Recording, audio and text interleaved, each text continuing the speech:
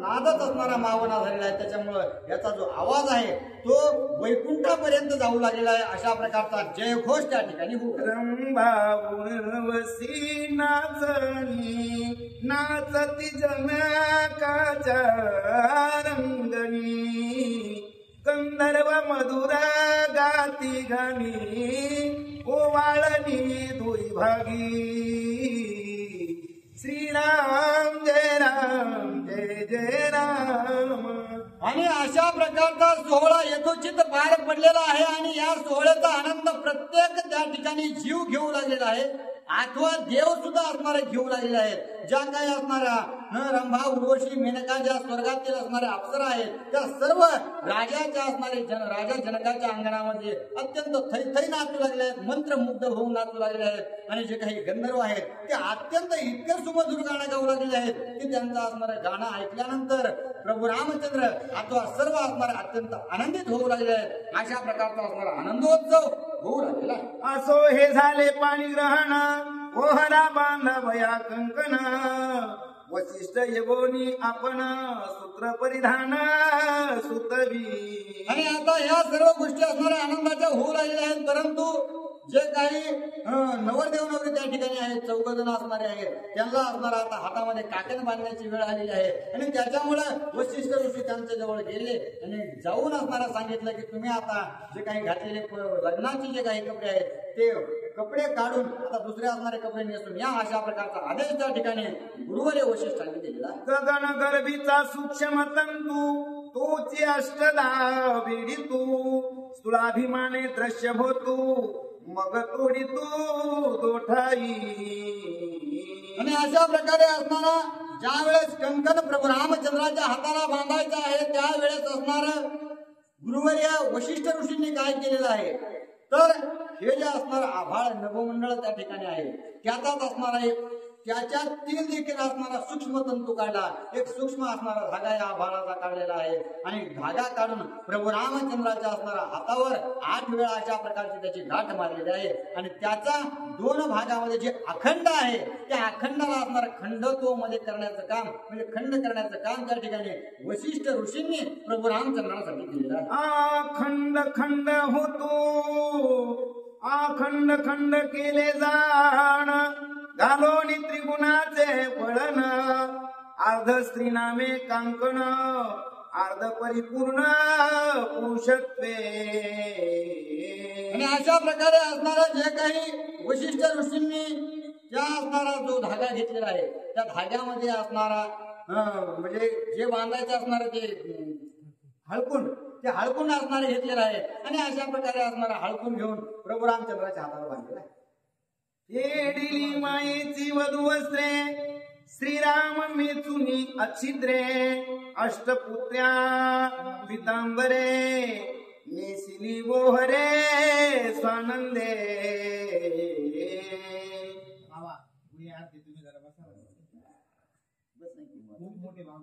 नाही बाबा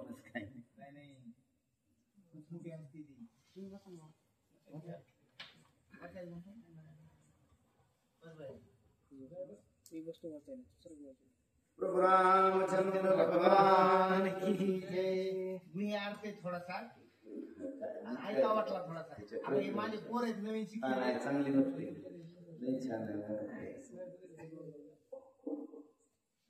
ऐका वाटलं ते सोयीस्कर. प्रभु रामचंद्र भगवान की जय.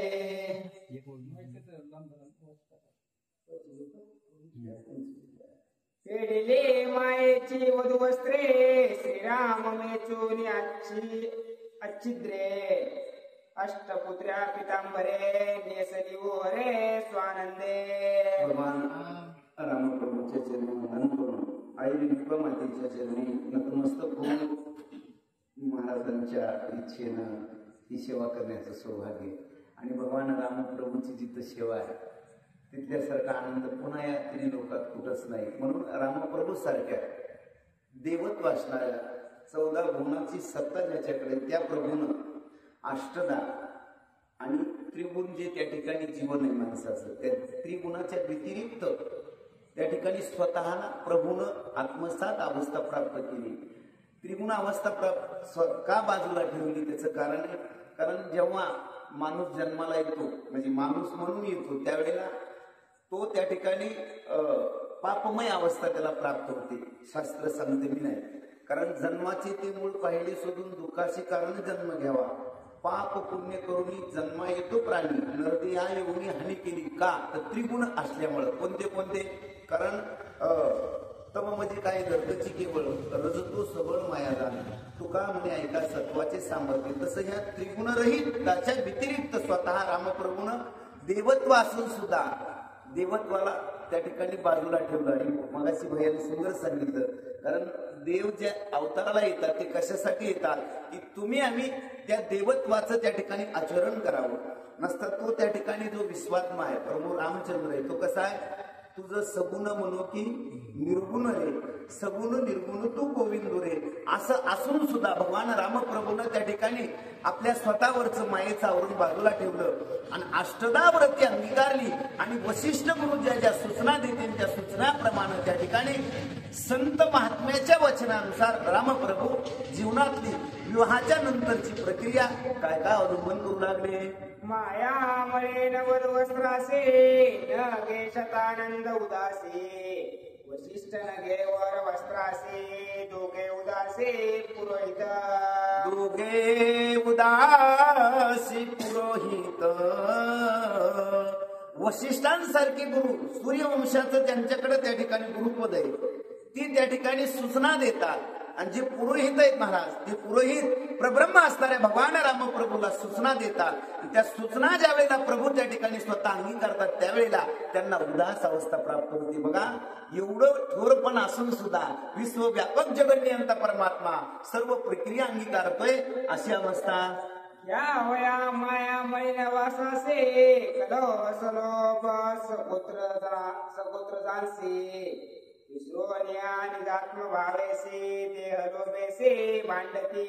देह लोभेसी मांडती. देव असून सुद्धा ईश्वर असून सुद्धा परमात्मा असून सुद्धा त्यानं त्या ठिकाणी या सर्व गोष्टी अंगीकारल्या. पण नाथ बाबा तुम्हा आम्हा जीवाचं सांगतात, जेव्हा केव्हा जीव असणारा मायेमध्ये अडकतो आणि या ममत्वानं तुझं माझं करून त्या ठिकाणी जगाशी असंवाद करतो, जगाशी विवाद करतो, अशा प्रकारची स्थिती जीवाची असते आणि त्या जीवाला त्या ठिकाणी या मायेनं अडकवलेलं आहे.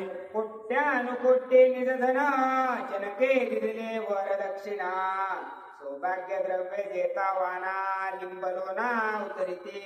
हे जीवाला त्या ठिकाणी आवडतं, पण हे देवाला आवडतं का? नाही. पण आवडत नसून सुद्धा दिल्याच्या नंतर त्याचा स्वीकार केला. का केला? कारण उद्या जगानं त्या ठिकाणी असं करावं. आता आपण लग्नाला होतो, आता त्या लग्न विवाह सोहळ्याला किती आनंद होता, काय कमतरता होती महाराज.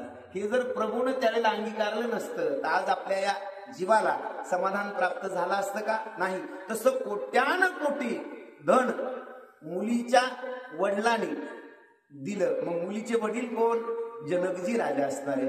जनकाने जेव्हा कोट्यान कोटी धनसंपत्ती प्रभू राघवांच्याकडे स्वाधीन केली त्यावेळेला ती प्रभू रामचंद्रानं काय कमी होतं त्यांना, ज्यांच्याकडे ब्रह्मांडाची सत्ता आहे, परंतु आपल्या कन्येचं दान करत असताना कन्येच्या पित्यानं जे काही त्या ठिकाणी आपल्या शुद्ध अंतकरणानं दान दिलेलं आहे ते दान स्वीकारणं हे स्वागतार्ह आहे. म्हणून रामप्रभूनं ते स्वीकारलं आणि जनक राजांनाही त्या ठिकाणी सरळ मनानं दिलेले आहे.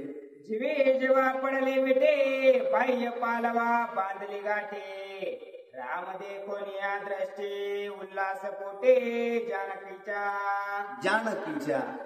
सर्व काही त्या ठिकाणी दिसायला बाहेरचं, हे सर्व दिसायला काय बाहेरचंय, बाहेरचं दिसायला आहे स्वीकारलंय. पण माझ्या जानकी आईनं जे मर्म होतं, जी सत्यता होती आणि जे जीवनाचं सार होतं ते अंगीकारलं. नाथबाबांनी किती सुंदर शब्द टाकले, दोनच शब्द आहेत की जानकी आईनं भगवान रामप्रभूला आपल्या अंतकरणामध्ये त्या ठिकाणी साठवलं आणि अंतकरणाच्या चरणावर भाव समर्पित केला रामप्रभूच्या बद्दल.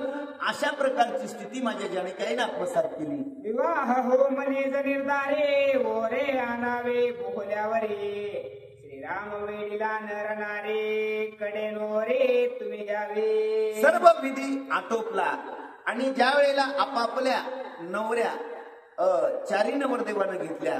भगवान रामप्रभूनं, लक्ष्मण भयानं, भरतानं आणि शत्रुघ्नानं. त्यावेळेला जी त्या ठिकाणी विधी होती ती विधी पार पडली आणि नवरदेव नवरीला ज्या वेळेला बहुल्यावर बोलवलं त्यावेळेला अनेक त्या ठिकाणी नर नारी त्या बहुल्याभोवती रामप्रभूच्या समोवती त्या ठिकाणी जमलेले आहेत आणि त्या नरनारी विश्वव्यापक जगण्य त्या रामप्रभूला नवरदेव समजून म्हणतात की नवरी तुम्ही काकीला घ्या, कडाला घ्या, अशा प्रकारचा संवाद करू लागलेले आहे. असो आले रघुनाथासे विपरीत विधी लौकिकासे वशिष्ठ म्हणे श्रीरामासे वृद्धचारासे प्रतिपाळे. हसू आले श्रीरामासी वरिल्या परलौकिकासी.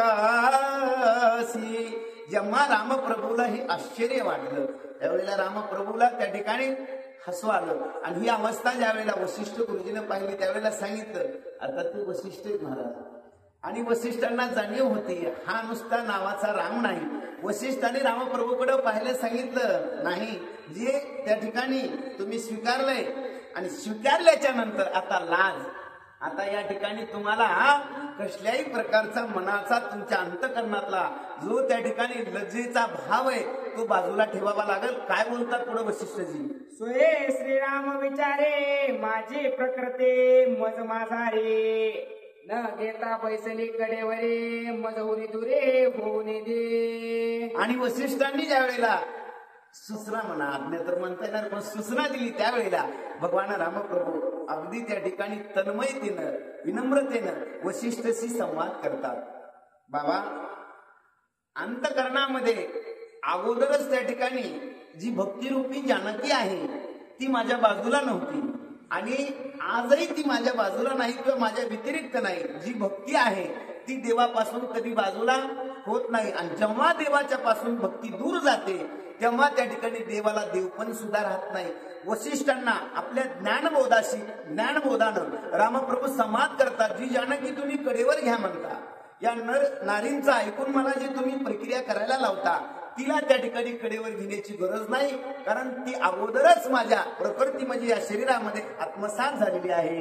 न बैसलिता बैसली कडिये जिवे पावे मज हे पडिये नाव रूपाचे मज मडिये उभो निपुडिये हे नांदे. उभो निपुडी हे नांदे. कारण वशिष्ठजी बाबा कडेवर घ्या म्हणायची गरज नाही. का? कारण ती अगोदरच माझ्या कडेला बसली. कोण? भक्तिरूपी जानकी आहे. जसं की आपण पांडुरंगाकडे जेव्हा त्या ठिकाणी पाहतो ना, कारण मिठू माझा लेकूर वाळा आणि संगीत संताचा मेळा. मग संताच्या मेळ्यात जेव्हा जीव जातो तेव्हा देव जो परमात्मा आहे तो परमात्मा आपल्या लढीवाळ भक्ताला खांद्यावर घेतो, बोटाला धरतो, कडेवर घेतो. तसं वशिष्ठांना ज्ञानबोधानं रामप्रभू संवाद साधतात. वशिष्ठजी ज्या जानकीला तुम्ही कडेवर घ्या म्हणतात तिनं केव्हाच त्या ठिकाणी कडेवर बसण्याचा अधिकार आत्मसात केलेला आहे आणि ती श्रेष्ठता कुणालाही प्राप्त करता येत नाही. जानकीनं केव्हाच केलेली आहे. अशा प्रकृतीला तुम्ही कडेला घ्या म्हणता, काही आवश्यकता नाही. हे माझे निशोभे रूपवंते माझे नेसे नित्य स्थिती माझे नेसी गमन गती लाजुकिते लौकिका. माझे ईशी गमन गती. जी त्या ठिकाणी जी चेतना आहे, जी प्रकृती, त्या प्रकृतीमध्ये ज्या काही हालचाली आहेत त्या माझ्या व्यतिरिक्त त्या ठिकाणी नाही. सर्वाघटी राम देहादेही एक आणि सूर्यप्रकाशक सहस्र रश्मी, तशा प्रकारची अवस्था आहे आणि ती तर जानकी आहे. वशिष्ठजी प्रत्येक प्रक्रिया असणारी त्या ठिकाणी माझ्यामुळं या जानकीमध्ये आहे. तिला कडेवरच घ्यावा आणि चालावं, यापेक्षा त्या ठिकाणी दुसरा अजून तुमच्यासारख्याने थोरांनी आम्हाला सांगावं. अशा प्रकारचं नवल आणि संवाद रामप्रभू वशिष्ठाशी करतात. तसे न लाविता हाता नोरे उचले रघुनाथ अलिप्तपणे घेऊन येतात तेने विस्मित ऋषी समूह. अलिप्तपणे काय नवल असेल देवाचं. जेव्हा वशिष्ठांनी आज्ञा दिली आणि सर्व नर नारीच्या अंतकरणाला समाधान प्राप्त व्हावं यासाठी रामप्रभूनं, कारण शास्त्र वर्णन करते, आता कडेवर तर घेतली पण कसला स्पर्श केला नाही. अलिप्त अवस्थेमध्ये जानकीला जेव्हा भगवान रामप्रभूनं कडेवर घेतलं आणि कडेवर घेतलेलं जेव्हा उपस्थित असणाऱ्या ऋषी मंडळीनं पाहिलं. त्यावेळेला सर्व ऋषी मंडळी असणारे जे थोर थोर महान महात्मे होते त्यांनी रामप्रभूच्या या लीलेकडं, रामप्रभूच्या या कार्याकडं पाहून अंतकरणामध्ये नवल करायला सुरुवात केली. सर्व उपस्थित जनसभा रामप्रभूच्या या कर्तृत्वाला आश्चर्यानं पाहू लागलेली. सो पुरुषांत चारे मुक्ते तैसे चारे ओर शोभते कडे घेतल्या कवण्या रीते तेही स्थिती अवधारा. नाथबाबांनी सांगितलं, ज्याप्रमाणे 4 वेद आहेत, ज्याप्रमाणे 4 मुक्त्या आहेत, ज्याप्रमाणे 4 पुरुषार्थ आहेत आणि त्या 4 पुरुषार्थ रूपी असणाऱ्या भगवान रामप्रभू, लक्ष्मणजी, भरत आणि शत्रुघ्नानं आपापल्या पत्न्या कशा त्या ठिकाणी कडेवर घेतल्या आणि कडेवर घेऊन कशा पद्धतीनं गमन करू लागले हा सविस्तर वृत्तांत त्या श्रोत्यांसाठी काय सांगतात ना बाबा. सायोज्यता सीता सते किसी उचले रघुपती उर्मिला स्वरूपता शोभते उचले प्रेते सौमित्रा. मगाशी भैयाने सांगितलं, कारण सीता ही सर्वसामान्य नाही. ज्या 4 मुक्ती आहेत त्या 4 मुक्तीपैकी सायुज्यता नावाची जी मुक्ती आहे ती सायुज्यता नावाची मुक्ती ज्या जीवानं आत्मसात केली त्या जीवाला सीता असं म्हटलं जातं. आणि अशा सायुज्यता पद प्राप्त करणाऱ्या जीवरूपी सीतेला रामप्रभूनं विचारलं आणि जी दुसरी त्या ठिकाणी मुक्ती आहे तिचं नाव सलोकता. त्या सलोकता नावाच्या मुक्तीला ज्या जीवानं प्राप्त केलं त्या प्राप्त केलेल्या सलोकता रूपी जीवाला लक्ष्मणानं उचललं.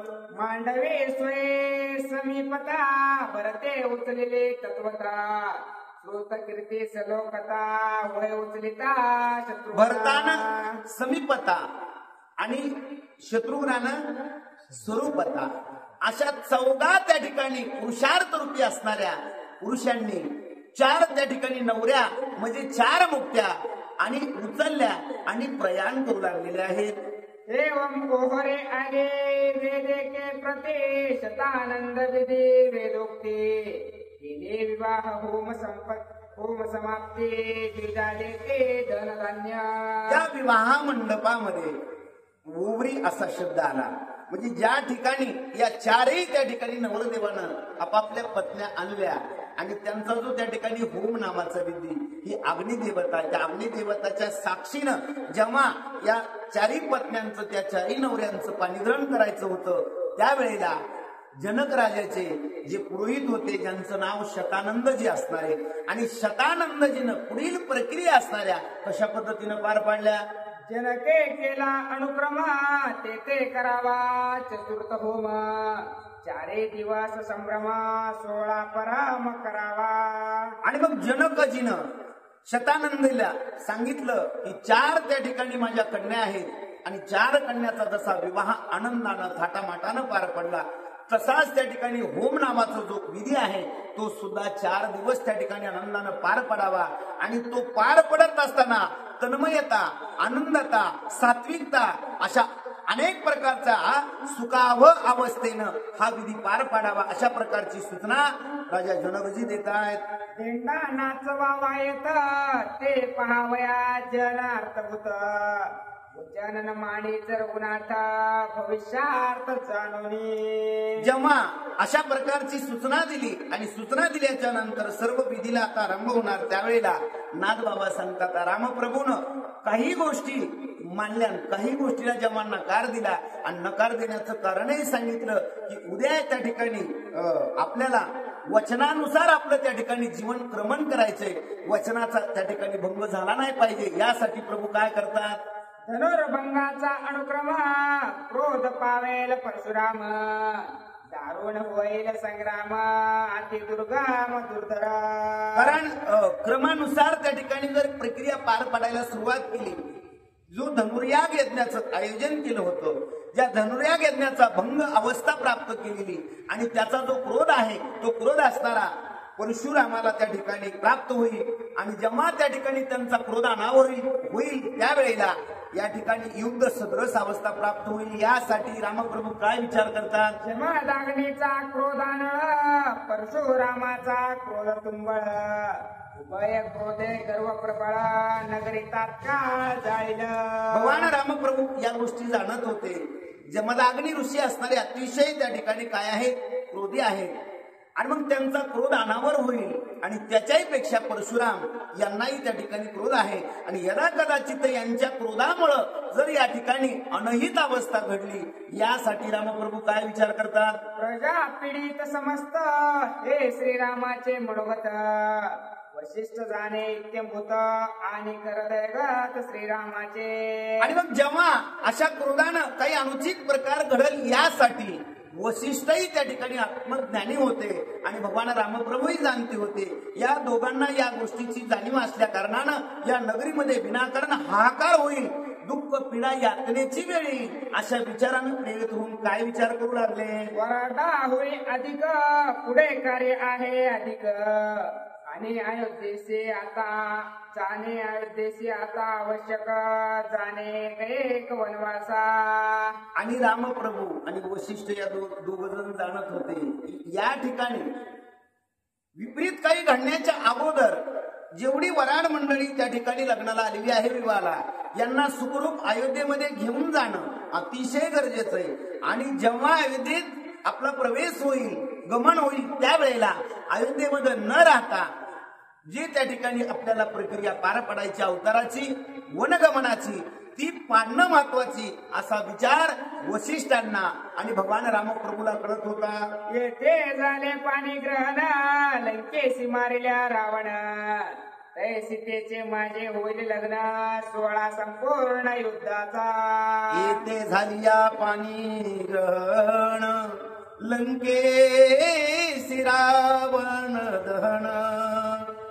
माझं पाणी ग्रहण इथं होईल, लंकेचा रावण असताना त्याचा त्या ठिकाणी निपात होईल आणि जेव्हा दुष्टाचा निपात होईल त्यावेळेला खरं मर्म त्या ठिकाणी जाणल्या जाईल. तेथे नाचेल रणझेंडा वाळणे राक्षस मुंडा पडतेल आते उदंडा बाण प्रचंडा.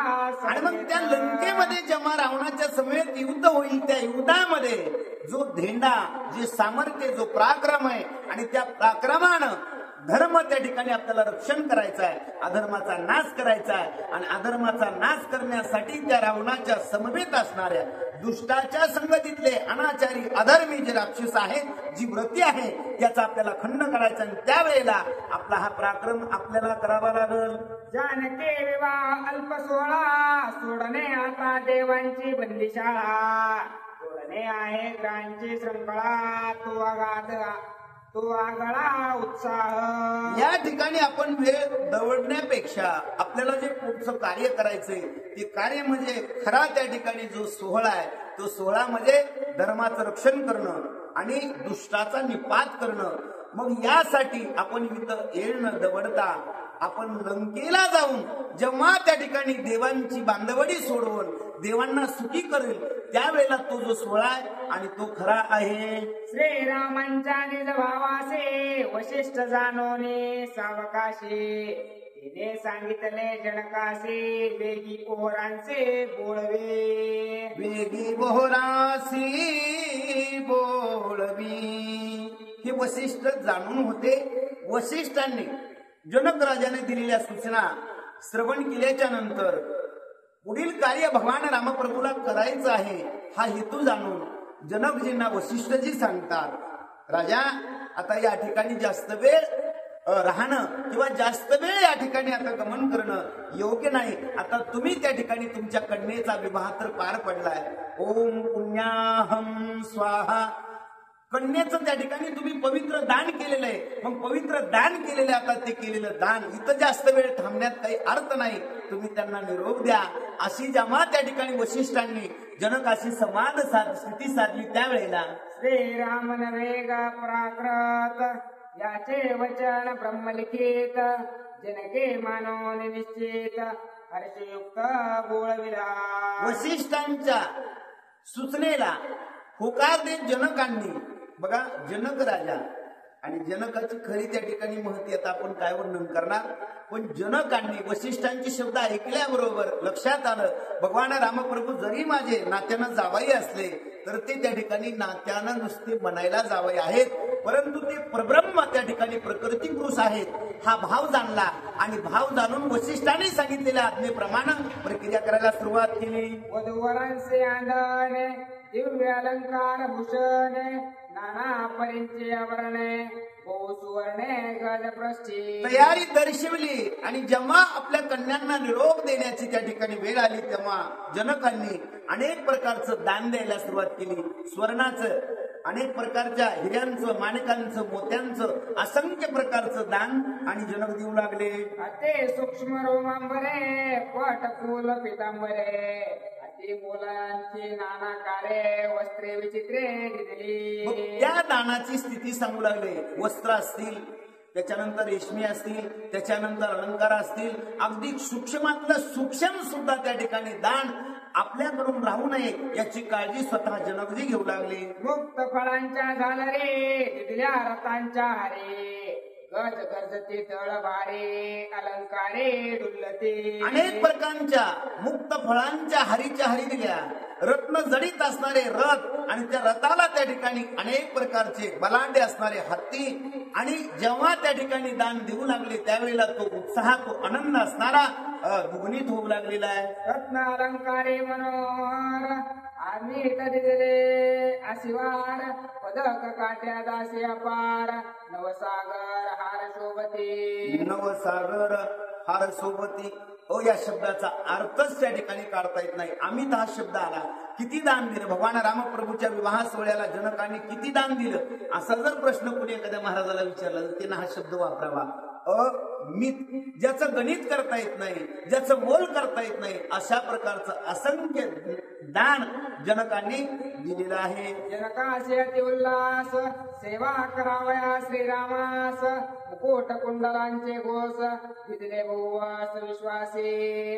अनेक प्रकारचे त्या ठिकाणी मुकुट दिले, अनेक प्रकारचे घोष दिले, अनेक प्रकारचं दान त्या ठिकाणी देत असताना भगवान रामप्रभूचं दास्यत्व ते कसं त्या ठिकाणी पार पाडता येईल अशा विचाराने जनकजी दान देऊ लागलेले. सुविधा बोले भाव वचन अनन्य भावे आम्ही शरण जीव श्रीरामासे दिला दान बाह्य आवरणा कोलपाड.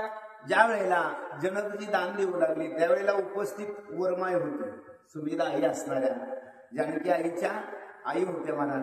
जनकाच्या अंतकरणामध्ये दुःखदावस्था होती आणि एवढं दान देऊ लागले. का देऊ लागले? कारण तुळशी रामायणात खरा विषय आला. कारण जनकजीला एवढं दुःख झालं होतं जानकी आईचं त्या ठिकाणी विवाह झाल्याच्या नंतर. का? कारण एवढं दान कशामुळे दिलं? कारण जानकी आईला खरे आई बाबाच नव्हते. कारण खरे आई बाबा असले असते तर त्याच्या आई बाबानं या कन्येला अमाप दान दिलं असतं आणि तिच्या अंतकरणाला त्या ठिकाणी सुख प्राप्त व्हावं यासाठी अट्टहास केला असता. म्हणून जनकजी जाणून होते आणि उपस्थित असणाऱ्या जनकजींच्या पत्नी जानकी आईच्या आई असलेल्या सुमेधा आई सुद्धा भगवान रामप्रभूला दोन्ही हात जोडतात आणि नम्रतेनं बोलतात, प्रभू आम्ही जे तुम्हाला त्या ठिकाणी दान दिलेलं आहे, आम्ही जे तुम्हाला शरण आलेलो आहोत, आमच्या अंतकरणातलं सर्वस्व भाव प्रभू तुमच्या चरणावर आम्ही समर्पित केलेला आहे. आणि हे दान दिलेलं तुम्ही तर त्या ठिकाणी अगणित आहात, प्रब्रह्म आहात, सर्वश्रेष्ठ आहात. आम्ही दिलेलं दान हे आवरण आहे. हे जगात जसं त्या ठिकाणी मोहमायेमध्ये मृगजळ अवस्था दिसते अशा प्रकारचा संवाद सुमेधा आई भगवान रामप्रभूकडे पाहून काय करतात पुढं? जनक बोले हर्षयुक्त देह गेह वित्त जीवित केले रामार्पण समस्त जाण निश्चित सुमेधे. सुमेधा आईनं जशी शरणांगती पत्करली, नम्रतेचा भाव भगवान रामप्रभूच्या चरणावर ठेवला, तीच वृत्ती जनक राजानं अंगीकारली आणि रामप्रभूकडे पाहून म्हणतात, तुम्ही त्या ठिकाणी देहाला आलेला आहात नसता प्रभू, तुम्हाला देहही नाही, तुम्ही त्या ठिकाणी रूपाला आलेला आहात, तुम्ही सगुणही म्हणता येणार नाही आणि निर्गुणही म्हणता येणार नाही. असं असून सुद्धा तुम्ही त्या ठिकाणी थोर आहात. आमच्या अंतकरणातला जो सात्विक भाव आहे, आमच्या अंतकरणातली जी त्या ठिकाणी प्रेम अवस्था आहे तिचा स्वीकार करा आणि आमच्यावर कृपा ठेवा. अशा प्रकारचा भाव आपल्या अंतकरणातला जनकानं सुमेधा आई बोलल्यानंतर करून दाखवला. ऐसे दोघांचे उल्हासे अंधने देवोनी पोहरांसे जनक बोळवीत रामासे बहुमार्गासे सोयाला. बहुमार्गासी सोयी आला. वारकऱ्याला वाट लावत असताना 10 पावलं निरोप द्यावा. तो प्रब्रह्म परमात्मा त्या ठिकाणी आपल्या नगरीतून जातोय आणि कन्येचं कन्यादान केले महाराज. काय अवस्था असेल त्या मिथिला नगरीची. ज्या वेळेला ओरी म्हणजे जावाई, सर्व जावयांना आंगण म्हणजे दान दिल्याच्या नंतर वेळ आली ती जाण्याची म्हणजे निरोपाची. गंगा यमुना डोळ्यात उभ्या का, जामुली जा तू दिल्या घरी सुखी राहा. सुमेधा आई सहित अनेक दासदासांनी चारही कन्येला त्या ठिकाणी संस्कृती रूपी शिदोरी त्या ठिकाणी दिली आणि जनकाने त्या ठिकाणी आपला भाव रामप्रभूच्या चरणावर समर्पित केला. आणि आपापल्या रथामध्ये ज्या वेळेला हे नवरदेव नवरी बसले आणि मिथिला नगरीच्या त्या ठिकाणी शिमेपर्यंत सर्व नगरी आबाल वृद्ध नर नारी सहित राजा आणि राणी निरोप द्यायला आलेले आहेत, येऊ लागलेले आहेत. विश्वामित्रे तयापना करोनिया वशिष्ठासी नमना, हे रायांचे पुसोनी जाना करी गमान स्वाश्रमा.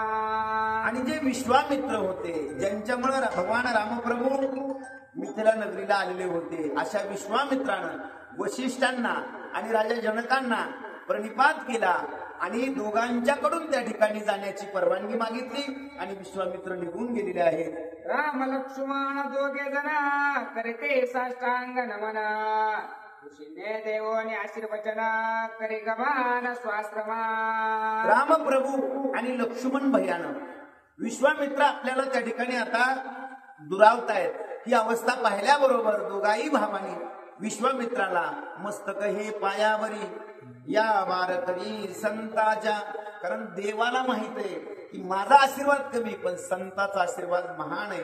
म्हणून रामप्रभूनं लक्ष्मणानं आपलं मस्तक विश्वामित्रांच्या चरणावर ठेवलं आणि विश्वामित्रांचा आशीर्वाद घेतला आणि विश्वामित्र त्या ठिकाणी त्या मिथिला नगरीतून प्रयाण करू लागले. श्रीराम म्हणे मिथिला नाथा, येतो ने आपण राहावे आता.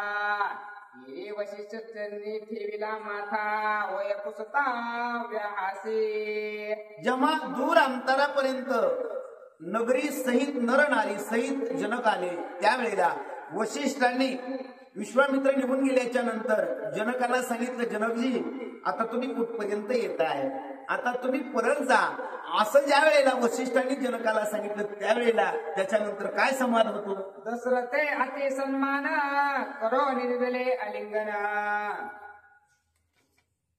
जनक श्रीरामासी आपण घाले लोटांगण सद्भावे. जेव्हा जनकाने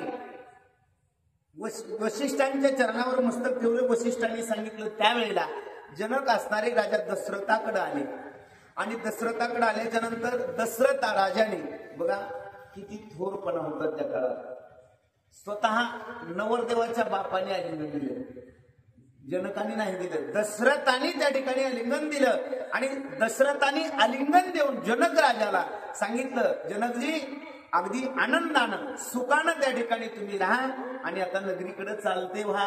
कुशध्वजा समवेत अलिंगुनी चारी जमात, जनक अत्यंत हर्षयुक्त निघे त्वरित निज नगरा. जनकाचे बंधू असणारे कुशध्वज यांनी चारही भावांना म्हणजे चारही जावयांना क्षेमालिंगन दिलं. जनकाने ही सर्व त्या ठिकाणी आनंदमय अवस्था पाहिली आणि जनकाला अंतकरणामध्ये समाधान प्राप्त झालं. का? कारण माझी कन्या ही सूर्यवंशात गेली. अशा प्रकारचा मनस्वी आनंद आपल्या विचारातून जनकजी प्रकट करत आहेत. करिता अयोध्यागमन परशुरामांचे आगमन, ज्याच्याने विश्व कंपायमान अति दारुण भयानक. जेव्हा रामप्रभू लक्ष्मण भया भरत शत्रुघ्ना सहित दशरथ वशिष्ठ आणि जी काही वराडी मंडळी होती अयोध्येकडे प्रयाण करत असताना परशुरामाची जेव्हा त्या ठिकाणी भेट झाली, त्या परशुरामाचा त्या ठिकाणी जो क्रोध होता, परशुरामाचं जे सामर्थ्य होतं, परशुरामाची जी कीर्ती होती ती कीर्ती महान होती, आगाध होती. आणि अशी आगाध कीर्ती असणाऱ्या परशुराम जेव्हा वाटेत भेटले तेव्हा रामे श्रीराम पडी पाडो, रामा श्रीरामा युद्ध द्रडो, रामे श्रीरामा प्रेम गोडू कथा काही वाढू अवधारा. आणि जेव्हा समोरासमोर एक परशुराम आहे आणि एक श्रीराम आहे, दोघही त्या ठिकाणी राम आहे पण दोघांमध्ये जे पडी पाडू जो त्या ठिकाणी मतभेद झालेला आहे आणि त्या मतभेदातून परशुरामाचा जो त्या ठिकाणी अनावर झालेला क्रोध आहे तो क्रोध शांत करण्यासाठी गोड असणारे भगवान रामप्रभू आणि परशुराम यांचं जे द्वंद्व आहे यांच्या द्वंद्वामधून जी होणारी त्या ठिकाणी पुण्यमय कथा आहे ती सावध चित्ताना उधारा. एका जनार्दनाशरण झाले जानकी पाणीग्रहण श्रीरामे रामा समाधान कथा गहन अति गोड. श्रीरामे समाधान सीतेसी झाले पाणी ग्रहण ऐसे पुण्यवान कथाही. भगवान रामप्रभू आणि जानकी आईचा विवाह आणि पाणीग्रहण सोहळा आणि या पाणीग्रहण सोहळ्याची जी कथा श्रवण केली ती अगम्य आहे की जी कुठंच आपल्याला श्रवण करायला मिळत नाही आणि अशी परम पवित्र असणारी ही गोड कथा आपण आज श्रवण केली. स्वस्ते श्री भावार्थ रामायणे बालकांडे एकाकारिकाय जानकी पाणी ग्रहण नाम पंचविंशतम अध्याय गोडा. कुंडली कवर्णे हरिविठ्ठल श्री ज्ञानदेव तुकाराम प्रभु रामचंद्र भगवान